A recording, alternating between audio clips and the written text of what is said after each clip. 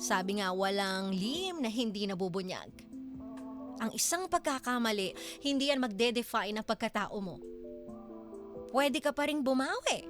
Pwede ka pa ring maging mabuting ina. At choice mo yun. At pwede ka ring magsimula ulit at hindi natatapos yun doon.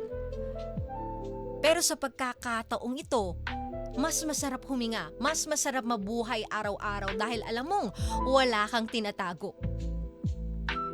Shera, ang tunay na lakas, hindi yung pagtago sa mali, kundi yung kaya mong harapin ang totoo kahit nanginginig ka pa.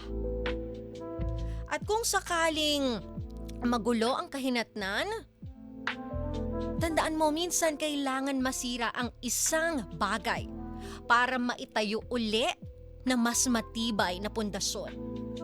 Masakit ang totoo. Pero yun lang ang paraan para gumaan ang bigat sa puso mo.